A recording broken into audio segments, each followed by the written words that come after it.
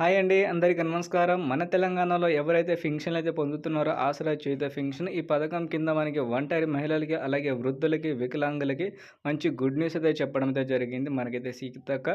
So, పూర్తి information ఈరోజు ఈ వీడియోలో అయితే మీకైతే చెప్తా. మన ఆసరా సంబంధించిన పెన్షన్ డబ్బులు ఏమైంది?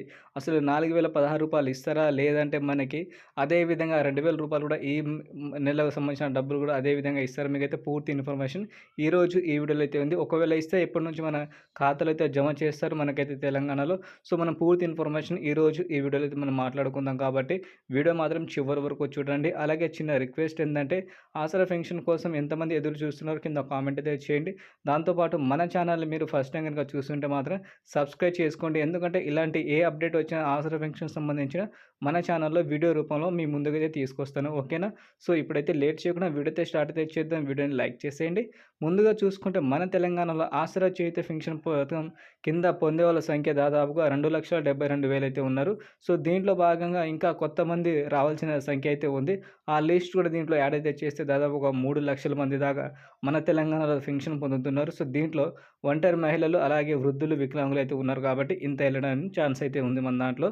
సో, మనకైతే ఎప్పుడో హామీ ఇచ్చారు. హామీ ప్రకారంగా రూ. 4,616 వృద్ధులకి, అలాగే ఒంటరి మహిళలకు ఇచ్చారు. దాంతో పాటు వికలాంగులకి రూ. 6,016 ఈ డబ్బులు గత ఎలక్షన్ ముందు మనమైతే హామీ అయితే చూసాం.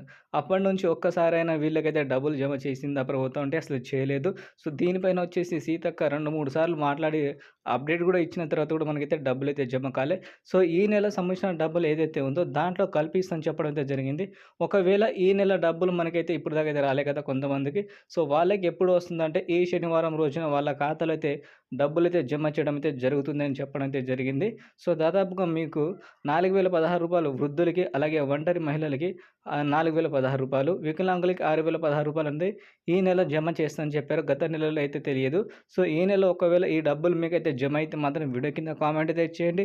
అలాగే ఆశ్రయ చేయుత పథకం కింద వచ్చేసి ఇంకా కొత్తగా ఎవరైతే అప్లికేషన్ చేసుకోవాలనుకుంటారో వాళ్ళకైతే మంచి ఛాన్స్ అయితే ఉంది కాబట్టి మీరైతే అప్లై అయితే చేసుకోండి. ఓకేనా ఫ్రెండ్స్? వీడియో నచ్చితే లైక్ అండ్ షేర్ చేసి ఛానల్‌కైతే సబ్స్క్రైబ్ చేసుకోండి. Thank you.